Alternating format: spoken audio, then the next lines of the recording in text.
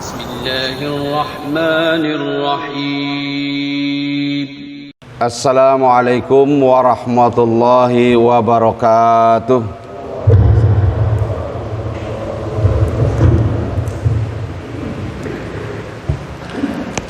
Alhamdulillahi rabbil alamin. Wa bihi nasta'inu ala umurid dunya waddin. Wal 'aqibatu lil muttaqin. Wala 'udwana illa 'alal zalimin. Ashhadu an la ilaha illallah wahdahu la syarika lahul malikul wa'adul amin. Wa ashhadu anna Muhammadan abduhu wa rasuluhul mab'uutsu rahmatan lil alamin. Allahumma salli wa sallim ala Muhammadin nabiyyinal karim wa ala alihi wa ashabihi wa man tabi'ahum bi ihsanin ila yaumiddin. La haula wa la quwwata illa billahil aliyyil azim. Amma ba'd. Bapak-bapak, ibu-ibu yang dimuliakan oleh Allah Subhanahu wa taala, pesan Allah Subhanahu wa taala kepada kita semua, ya ayyuhalladzina amanu taqullaha haqqa tuqatih wa la tamutunna illa wa antum muslimun. Wahai orang-orang yang beriman, bertakwalah kalian kepada Allah dengan takwa yang sebenar-benarnya, dan jangan kalian mati kecuali dalam keadaan muslim. Ada dua pesan. Yang pertama, pesan memperbaiki senantiasa kualitas takwa. Takwa yang berkualitas, takwa yang sejati, takwa yang sebenar-benarnya takwa. Karena banyak definisi-definisi takwa yang kadang semaunya si pembuat definisi. Tapi takwa yang dimaksud adalah yang pertama, seperti disampaikan oleh Allah Subhanahu wa taala dengan menguraikan karakteristik orang-orang yang bertakwa, sebagaimana di dalam surat Al-Baqarah dari ayat yang kedua sampai ke-5, bahwa orang bertakwa itu adalah alladzina yu'minuna bil ghaibi wa yuqimunas sholata wa mimma razaqnahum yunfikun, dan seterusnya. Orang bertakwa adalah orang yang percaya kepada hal-hal yang gaib, orang yang sholat, orang yang menunaikan zakat atau mengeluarkan sebagian rezekinya, orang yang yakin adanya akhirat. Itu pemberian atau penguraian dari Allah Subhanahu wa taala. Lalu Rasulullah sallallahu alaihi wasallam menyebutkan at-taqwa hahuna. Takwa itu di sini. Di sini dalam arti di dalam hati. Sehingga terkadang takwa itu tidak bisa dilihat dari atribut, tidak bisa dilihat dari penampakan fisikal, karena hahuna di sini. Sedangkan Imam Ibnu Taimiyah menyebutkan at-taqwa itu al-imtisalu awamirillahi wajtanibuhu ma nawahi. Ada sikap. Nah, di situ kelihatan sikapnya. Sikap orang bertakwa adalah orang-orang yang mempunyai karakter sikap siap sedia, diatur oleh peraturan-peraturan Allah, siap melaksanakan perintah-perintahnya dan siap meninggalkan larangan-larangannya. Ali bin Abi Thalib radhiyallahu an juga memberikan gambaran tentang takwa secara jelas. At-taqwa khauful jalil wa ta'malu ma fi tanzil. Takwa itu takut kepada Allah Al-Khalil. Khauful jalil, takut kepada Al-Jalil yang maha agung. Wa ta'malu ma fi tanzil, dan disertai dengan mengamalkan apa yang diturunkannya, Al-Quran. Dapat disimpulkan pada yang terakhir itu, takwa itu orang yang mengamalkan Al-Quran. Jadi definisi-definisi selain dari Allah, dari Rasul, dari yang lain-lain, jika tidak ta'malu ma fi tanzil, maka takwanya nonsen. Yang kedua, agar memelihara Islam, wala tamutunna illa wa antum muslimun. Jangan kalian mati. Kalimatnya memang luar biasa, harus dipahami betul. Jangan kalian mati, padahal mati itu satu keniscayaan, pasti di mana saja, di mana saja mati, itu satu keniscayaan.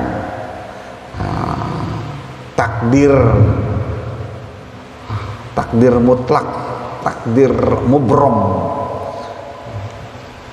Soal di mana dan kapan itu memang rahasia. Termasuk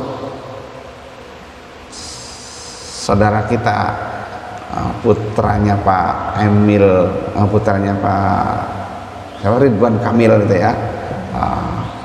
Ya sudah, kalau memang udah upaya nggak ketemu, ya meninggal, ya memang itu urusan Allah Subhanahu wa ta'ala. Yang penting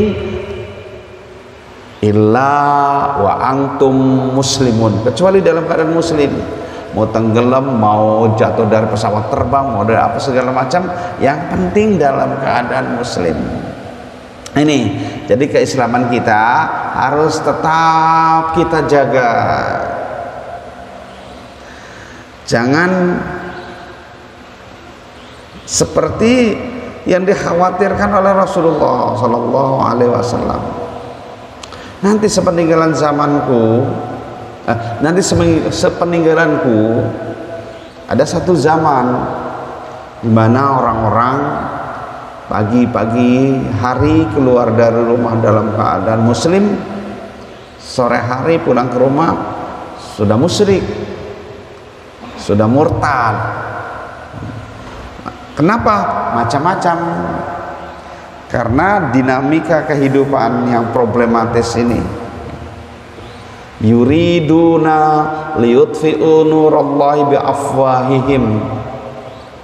Bahwa orang-orang kafir, setan-setan itu selalu mencari cara, mencari tipu daya bagaimana untuk memalingkan, untuk memadamkan cahaya Allah.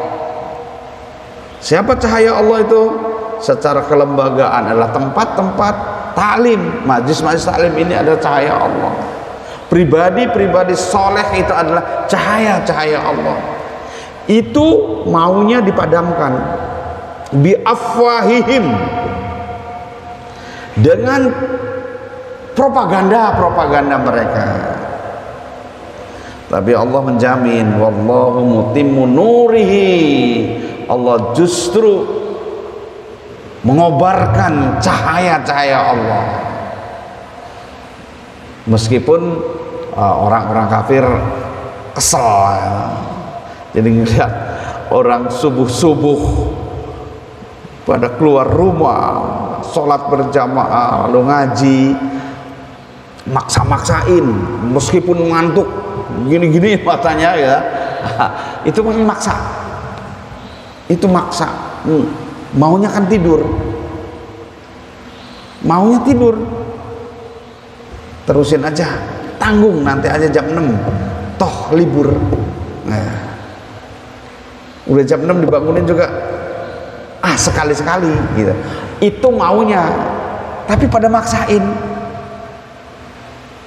Ini jihad, memaksakan diri kita sendiri dan atau keluarga kita dalam rangka berbuat baik di jalan Allah. Itu adalah jihad, namanya jihad fillah. Ada jihad fillah, ada jihad fi sabilillah. Ini jihad fillah. Jadi paksain, ngantuk-ngantuk, dingin-dingin, paksain. Itu ibadah. Yang gak boleh maksa orang lain ya. Maksa orang lain gak boleh, kecuali orang yang berada di bawah kekuasaan kita. Istri kita di bawah kekuasaan kita, anak-anak kita di bawah kekuasaan kita, boleh dipaksa ya, boleh dipaksa. Nah, setelah melalui tahapan-tahapan tentunya. Wala tamutunna illa wa antum muslimun, jangan kau mati kecuali dalam keadaan muslim. Sebab banyak orang yang seperti Rasulullah sampaikan tadi, bahwa banyak yang paginya muslim, sorenya jadi orang kafir, jadi orang zalim, jadi murtad. Bahkan ada yang udah jadi ustadz murtad, jadi pendeta. Ada yang dari kecil muslim, muslimah, dewasa muslimah, udah tua oper gigi, pindah haluan. Innalillahi wa inna ilaihi rajiun. Masya Allah. Kita jangan. Dengan cara apa? Kita bentengi iman kita. Kita bentengi iman kita dengan keilmuan. Kamu melalui kesempatan nih, nyampe nggak? Pagi ini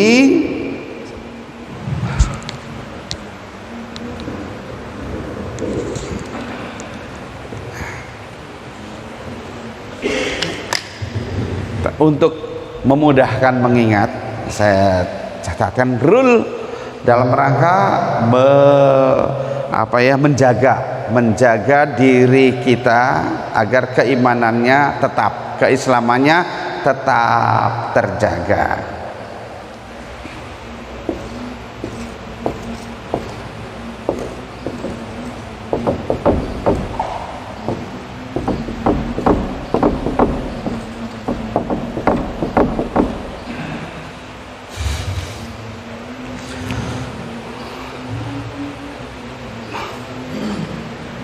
Ada suara tadarus. Mungkin ini supaya kita mudah diingat oleh kita, buat oleh-oleh kita.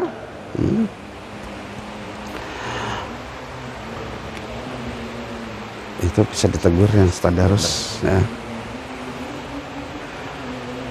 P4 kita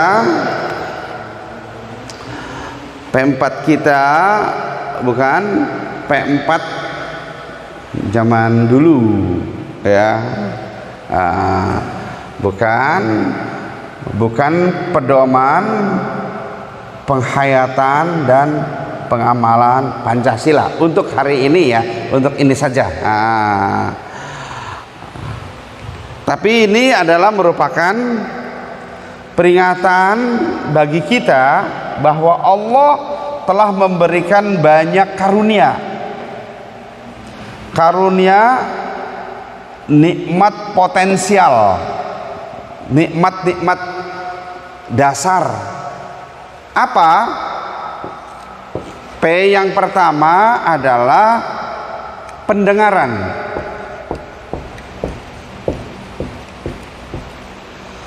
Yang kedua, penglihatan.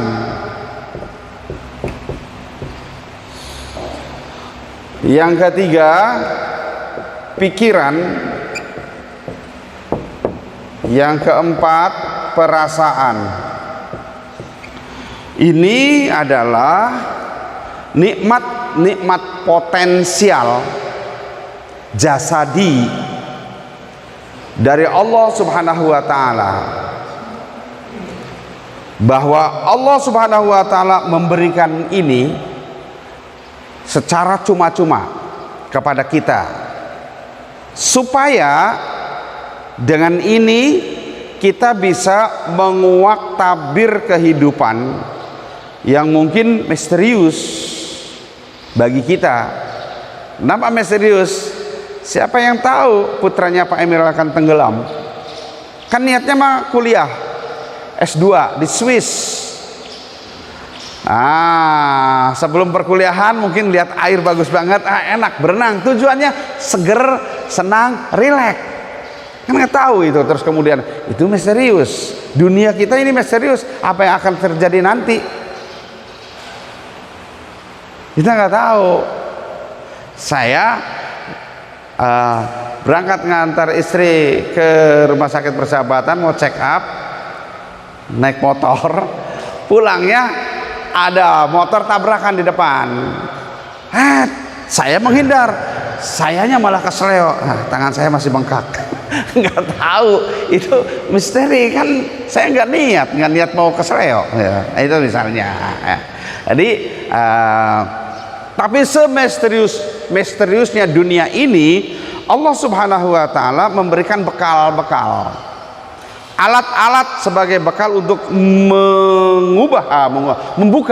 membuka tabir tersebut, supaya kita tidak plonga-plongo banget di dunia ini.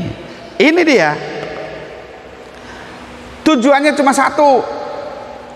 Tujuan akhirnya adalah la'allakum tashkurun, supaya bersyukur. Ini tertuang di dalam surat An-Nahl atau surat ke-16 ayat yang ke-78. Allah menginformasikan pada kita, wallahu akhrajakum min butuni ummahatikum la ta'lamuna syai'a wa ja'ala lakumus sam'a wal absara wal af'idata la'allakum tashkurun. Bahwasanya Allah Subhanahu wa taala mengeluarkan kita, mengirim kita ke bumi, ke alam dunia. Itu awalnya la ta'lamuna syai'a, tidak ngerti apa-apa. Itu kita harus sadari, dulu kita nggak ngerti apa-apa. Setelah kita jadi sarjana, jadi magister, jadi doktor mungkin ya, jadi ustadz. Nah dulunya mah la ta'lamuna syai'a, tidak ngerti apa-apa, tidak bisa apa-apa. Kebisaan cuma satu, yaitu nangis. Lalu dari kondisi tidak bisa apa-apa, Allah berikan fungsi-fungsi ini.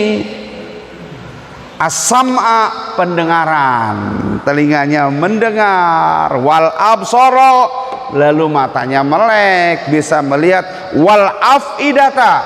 Af'idah itu menurut ahli bahasa itu jamak dari al-fuad. Fuad itu sintesa dari al-qalbu wal fikru wal aqlu. al-qalbu wal aqlu, yaitu hati dan akal, otak. Nah, hati itu perasaan, akal itu pikiran. Ini dalam surat An-Nahl ayat 78. Tujuannya satu, la'allakum tashkurun. Bapak dan saudara-saudara sekalian, ini saja nikmat yang luar biasa. Ini saja nikmat yang luar biasa. Wa in ta'uddu nikmatallahi la tuhsuha. Gak bakal bisa kita menghitung-hitung, merinci betapa nikmatnya yang Allah berikan ini semua. Belum nikmat-nikmat yang lain. Makanya Allah Subhanahu wa taala juga kepada Rasulullah menyampaikan, inna a'tainakal kausar, sungguh kami telah memberikan padamu Muhammad. Muhammad itu mukhatab langsungnya, ya, orang yang diajak bicara langsung. Tapi posisi Muhammad sallallahu alaihi wasallam adalah sebagai nabi, sebagai rasul, mewakili kita. Jadi sesungguhnya kaknya itu adalah buat kita. Sesungguhnya kami telah memberikan nikmat pada kalian, kepada kita semua, Al-Kausar, nikmat yang banyak. Maka kalau di ayat ini disebutkan la'allakum tashkurun, supaya bersyukur. Cara bersyukurnya adalah fasolli li rabbika, salatlah karena Allah, karena Rabbmu. Ya salat ya karena Allah, mungkin kata kita, tapi enggak, banyak orang yang salat bukan karena Allah semata. Ada yang salat itu pas musiman, musim pilkada itu sholat.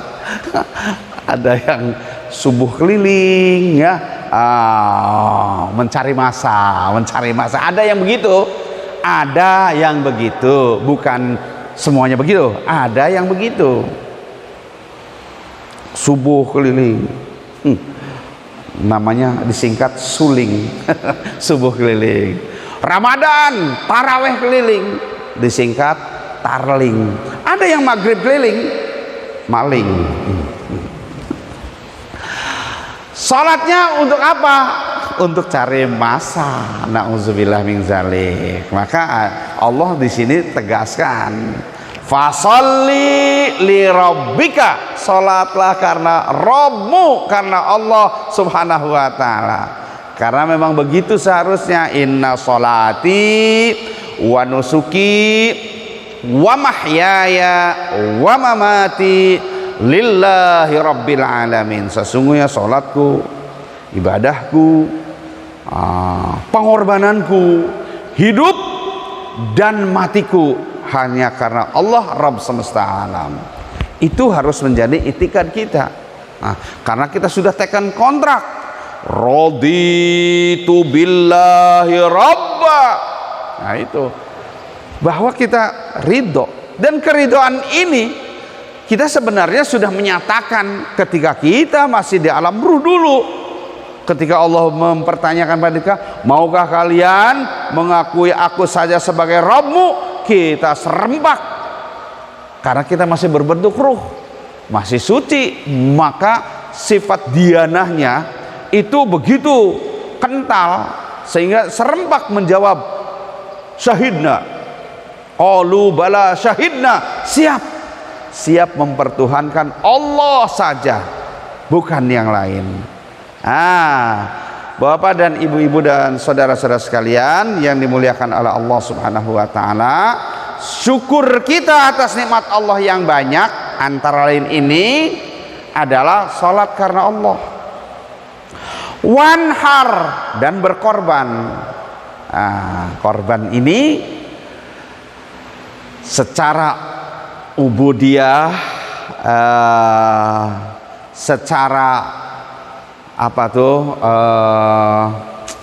praktek yang nyata kelihatan adalah ibadah korban, memotong kambing atau sapi, itu korban. Tapi secara esensialnya lebih dari itu, bukan sekedar motong kambingnya, bukan sekedar motong sapinya, tetapi bagaimana mewujudkan pengorbanan kita kepada Allah Subhanahu wa Ta'ala atas nikmat-nikmat yang banyak. Nikmat yang banyak, maka dijawab adalah dengan sholat dan korban. Dengan sholat dan korban. Nah, insya Allah bulan depan kita akan mewujudkan dalam bentuk ubudiyah ritual, ya. Ritualnya adalah motong kambing atau sapi atau yang lain. Kalau di kita ya sapi sama kambing ya. Tapi lebih dari itu, yaitu bagaimana kita siap berkorban. Siap berkorban di jalan Allah Subhanahu wa Ta'ala. Dengan memberikan apa? Pengorbanan kita. Apa aja yang bisa kita korbankan? Harta, nyawa, itu korban. Kan Nabi Ibrahim alaihissalam ketika diminta untuk berkorban, diminta oleh Allah harta yang tak ternilai harganya, yang luar biasa nilainya. Putra satu-satunya suruh dikorbankan, Ismail alaihissalam. Waktu masih remaja, udah remaja lagi, anak itu diidam-idamkan. Setelah berkeluarga berpuluh tahun, usianya sudah renta, lalu kemudian berdoa terus, minta anak, Rabbi habli minas solihin, Rabbi habli minas solihin, minta anak yang soleh. Lalu udah usia renta, Allah kasih. Nikmatnya luar biasa, Masya Allah.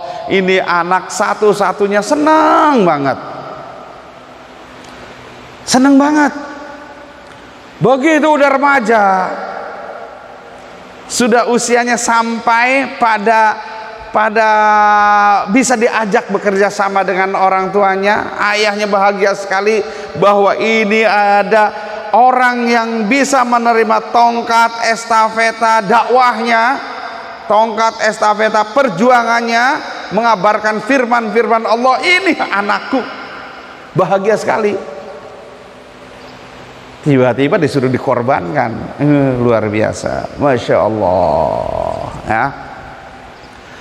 Kita untungnya nggak sampai begitu, karena sudah Nabi Ibrahim itu sudah menunjukkan kesetiaannya kepada Allah Subhanahu wa Ta'ala sebagai orang yang beriman, sebagai orang yang bertakwa.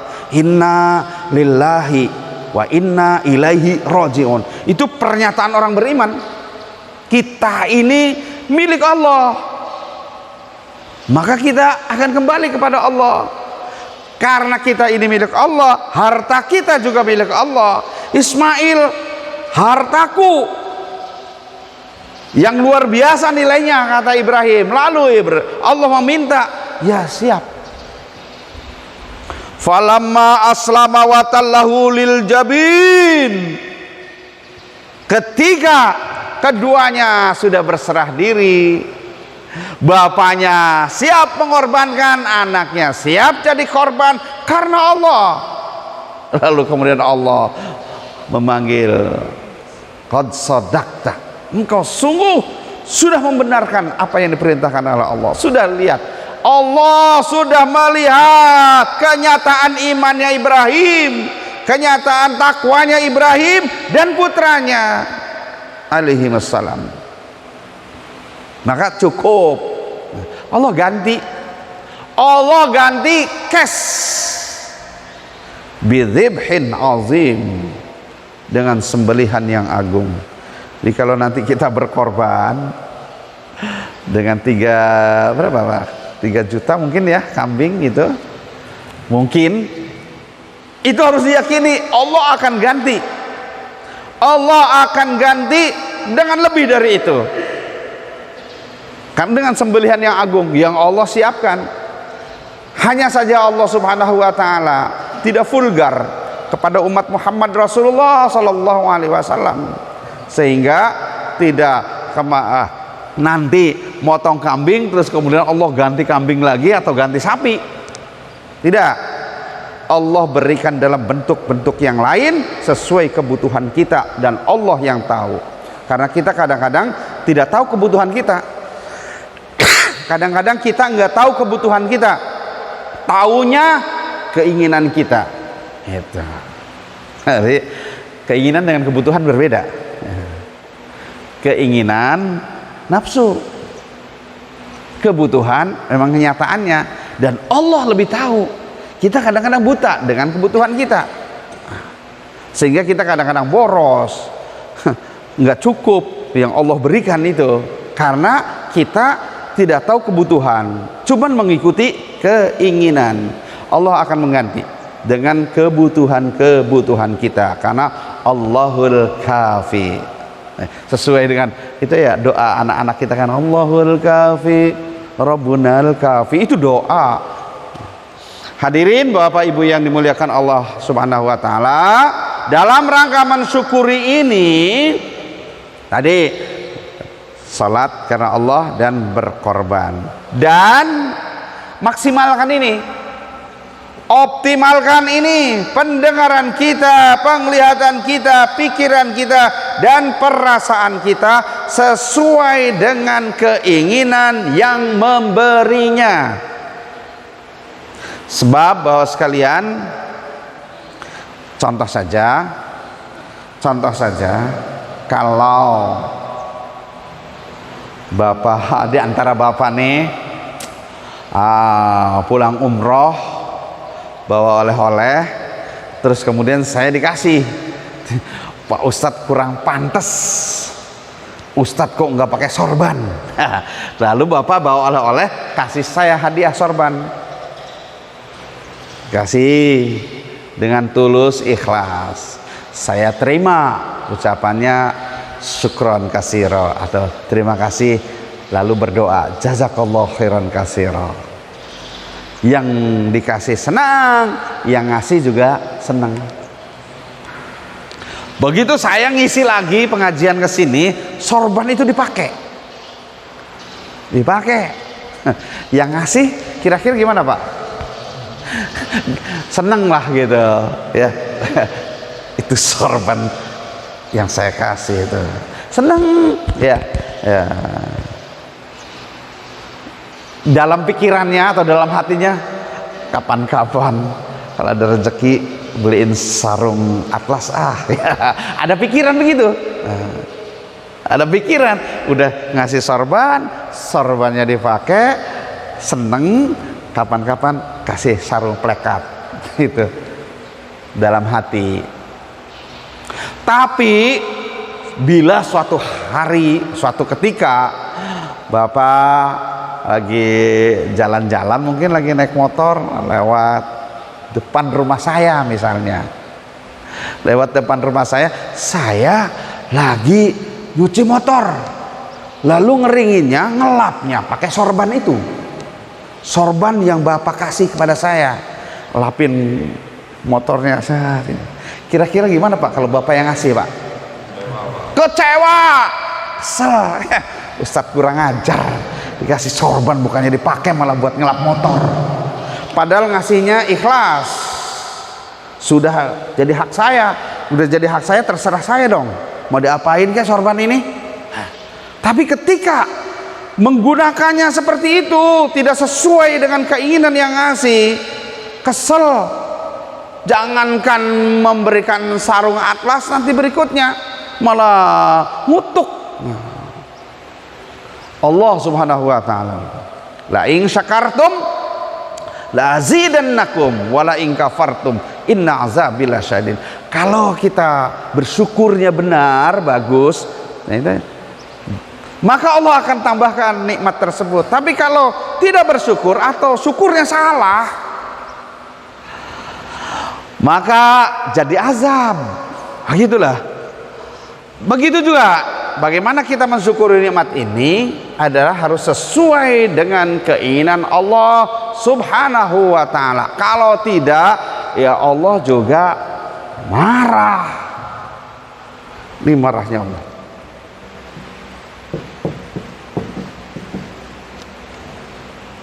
Dalam surat Al-A'raf ayat 179, walaqad darokna li jahannama katsira minal jinni wal ins lahum qulubun la yafqahuna biha walahum adhanun la yasma'una biha walahum a'yunun la yubsiruna biha ulaika kal an'am bal hum adhal ulaika humul ghafilun.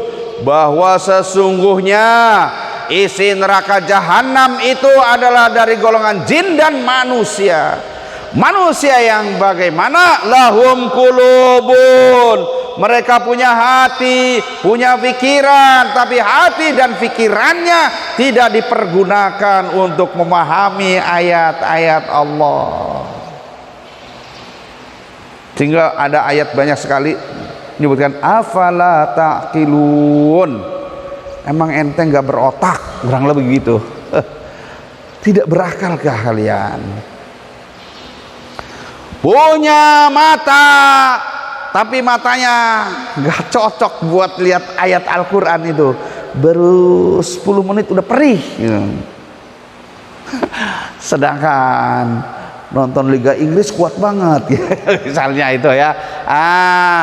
Punya telinga, tapi telinganya gatel dengerin azan, dengerin ceramah, ada orang ngaji tuh bahannya, aduh apaan sih ini? Ya, ini. Jadi orang-orang yang seperti ini ulaika kal an'am, mereka itu tak ubahnya binatang ternak. An'am itu binatang ternak. Kalau binatang aja masih agak bagusan kali. Karena kalau binatang buas itu ditakuti, binatang liar ditakuti. Kalau binatang ternak, tergantung majikannya. Balhum adol, bahkan lebih hina, lebih rendah. Kenapa? Sapi makin gemuk makin mahal, kita makin gemuk, siapa yang mau beli? Nah ini ya, mari kita gunakan ini dengan maksimal untuk mendapatkan kesimpulan. Akan tetapi kesimpulan hasil mendengar, hasil melihat, hasil berpikir, hasil mempertimbangkan itu jangan langsung divonis, apalagi langsung dipakai. Kenapa? Karena kita tidak sempurna, pendengaran kita nggak sempurna, penglihatan kita nggak sempurna, begitu juga pikiran dan perasaan kita. Kadang-kadang subjektif, ada hawa nafsu ikut serta, maka harus ditimbang dengan Quran dan Sunnah Rasul. Ini barometernya. Apakah kesimpulan yang kita peroleh ini sesuai dengan keinginan Allah di dalam Al-Quran atau pas dengan perilaku dan sabda Nabi Muhammad SAW dalam hadis sahih? Kalau iya, laksanakan. Kalau tidak, selamat tinggal kesimpulan. Kita harus sabar, kita harus tawakal. Subhanak, berserah diri kepada Allah. Ma khalaqta batila, subhanaka faqina azabannar. Ini ulil albab, ini orang bertakwa. Begitu mendapat kesimpulan, serahkan kepada Allah. Kalau cocok, laksanakan dengan ikhlas. Laksanakan dengan ikhlas. Karena tadi wa ma umiru illa liya'budullaha mukhlishina lahuddina hunafa. Tidak diperintahkan kalian, kata Allah, untuk apapun kecuali untuk mengabdi kepada Allah dengan ikhlas. Apa ikhlas itu? Yaitu melaksanakan din Allah dengan murni, hanifah, lurus, murni, asli. Tidak ditambah-tambah, tidak dikurang-kurang. Ditambah-tambah namanya bid'ah, dikurang-kurang namanya korupsi. Itu. Jangan, tapi sesuai dengan apa yang diturunkan oleh Allah dan apa yang dicontohkan oleh Rasulullah sallallahu alaihi wasallam. Laksanakan dengan ikhlas. Jadi ikhlas tuh begitu dalam konteks ini. Apa nantinya yang dituju? Ini dia, nilai-nilai akhirat. Baru berikutnya adalah dunia. Jadi yang dikejar utama itu adalah akhirat. Dunia sebagai sarana. Dunia sebagai sarana. Itu Allah ingatkan kepada kita melalui surat Al-Qasas. Al-Qasas ya, Al-Qasas ayat yang ke-28. Wabtaghi fima ataqallahu darul akhirah wala tansa nasibaka minad dunya. Carilah olehmu apa yang kira-kira membahagiakan kamu di negeri akhirat. Yang disuruh itu, carilah kira-kira yang bisa membahagiakan di akhirat. Apa?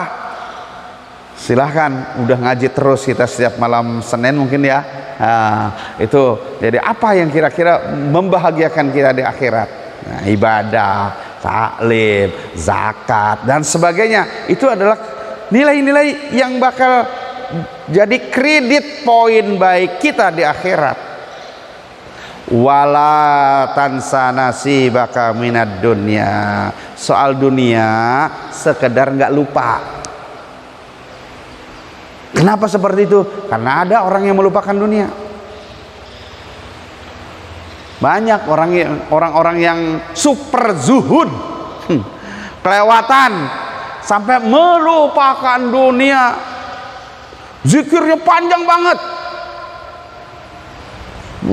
Subhanallah. Ya Rasulullah ngajarin cuma 33 kali, mungkin ini 333 kali gitu ya. Karena ada ditemuin tuh oleh Umar bin Khattab atas laporan salah seorang sahabat. Subuh terus udah siang, matahari udah tinggi, dia masih zikir aja. Subhanallah, subhanallah, astagfirullah, panjang banget. Dikasih tahu ke Umar bin Khattab waktu menjadi khalifah itu. Umar masuk sorbannya, get up, kerja. Gitu. Ini orang yang seperti ini lupa sama dunia, lupa dunia. Pokoknya. Bahkan Syekh Siti Jenar itu makanya terus dieksekusi. Salah satunya kesalahannya itu, selain menyimpang akidahnya, ya, orang anak Gusti Allah yang anak jenar, orang anak jenar yang ada Gusti Allah. Begitu yang saya ingat ya, bahasa Jawa, tapi bahasa Jawanya kurang pas, lupa gitu ya. Tidak ada Allah yang ada jenar, tidak ada jenar yang ada Allah. Itu dengan konsep manunggaling diri kalawan Gusti. Aku adalah Allah, Allah adalah aku. Itu konsep. Makanya itu menyimpang. Selain penyimpangan akidah itu ada tadi dalam hubungan, dalam kemanusiaannya. Tadi kan ketuhanannya, ini kemanusiaannya juga begitu. Dia lupakan dunia. Dia nggak makan-makan kecuali lapar banget, ambil 1 butir 2 butir sego aking. Apa sego aking tuh? Nasi karon yang udah dibuang oleh orang tuh, yang kering itu ya, kan? Cuman supaya nggak mati aja. Makanya badannya kurus, kering. Bagaimana kalau kurus kering nanti harus dakwah ke sana kemari, harus kalau ya. Kadang-kadang Rasulullah tidak mengajar itu. Rasulullah biasa makan. Ya, biasa saja. Nah, jadi ada orang-orang yang melupakan dunia. Oleh Allah dilarang, wala tansa nasibaka minad dunya. Jangan sampai lupa juga dunia, karena ad-dunya mazra'atul akhirah. Dunia itu halaman akhirat. Kalau pengen akhiratnya bahagia, dunianya ini harus sukses juga, harus sukses. Tapi jangan dikejar. secara optimal, karena yang dikejar secara optimal itu tadi wabtagi, yang disuruh dicari ini sekedar tidak lupa. Tapi orang zaman sekarang banyaknya kebalik ya, dunianya dikejar habis-habisan, akhiratnya kalaupun eling sekedar nggak lupa. Maka tadi Pak Imam bacanya ngingetin kita, alhaqumut takasur hatta zurtumul maqabir. Mereka berlomba-lomba mengumpulkan harta sebanyak-banyaknya sampai lupa segalanya, sampai lupa diri, lupa Tuhan. Hatta zurtumul maqabir, eling-eling sudah dibawa ke alam kubur, udah tua renta baru eling, bahkan sudah ngap-ngapan, baru dipanggilin orang suruh ngaji. Udah ngap-ngapan baru minta ngaji. Orang lagi sehat aja ngaji nggak masuk-masuk. Mental dulu, ini udah baru didatangin orang untuk ngaji. Ngajinya nggak tanggung-tanggung, panjang banget. Yasin, wah itu ya repot, orang lagi ngap-ngapan bacain Yasin, ya bacain kulhu aja mental itu nggak masuk. Jadi mumpung belum ngap-ngapan kita, ayo ngaji, mau surat apa aja, Yasin oke, Ar-Rahman oke, Al-Fatihah oke, bisa dicerna insya Allah. Inilah pengajian kita pada pagi ini. Pesan saya sampai waktu suruk. Udah suruk belum Pak? Ya, jadi inilah yang dapat saya sampaikan. Mudah-mudahan kita bisa memperkuat keimanan dan ketakwaan kita kepada Allah, jaga keislaman kita dengan cara apa? Salah satunya berkumpullah dengan orang-orang soleh. Kata Opik dalam lagunya itu, Opik nyanyi itu menyadur apa yang dinyanyikan oleh MH Ainun Najib dalam pengajian Padang Wulan. MH Ainun Najibnya itu menyitir dari syairnya Sunan Kalijogo, tombo ati ing wernane ono limo. Salah satunya berkumpullah dengan orang-orang soleh. Kumpul dengan orang soleh, insya Allah ketika kita salah ada yang mengingatkan, karena dengan orang-orang soleh. Tapi kalau kita seperti ini, makhluk yang lemah, abdikal fakir, ngumpulnya dengan orang-orang salah, kita nggak sholat juga didiamin ya. Tapi kalau ngumpul dengan gini insya Allah ya.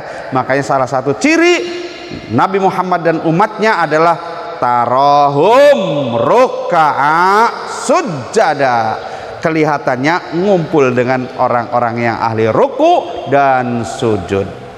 Yang kedua, mari tunjukkan iman dan takwa kita kepada Allah Subhanahu wa taala sebagai rasa syukurnya. Fasalli li rabbika wanhar, salat karena Allah dan berkorban juga karena Allah, bukan karena besarnya hewan korban kita. Karena dalam surat Al-Hajj atau surat ke-22 ayat ke-37, layyanalallahu luhumuha wala dima'uha walaqiyanaluhut taqwa minkum. Tidak akan sampai kepada Allah daging atau darah dari hewan korban yang kita sembeli, karena Allah nggak butuh. Tapi akan sampai diterima oleh Allah adalah takwa minkum, ketakwaan kita. Mudah-mudahan nanti kita bisa berkorban dengan benar-benar litakwa, karena takwa kepada Allah Subhanahu wa taala, sehingga diterima oleh Allah. Amin ya rabbal alamin. Assalamualaikum warahmatullahi wabarakatuh. Waalaikumsalam warahmatullahi wabarakatuh.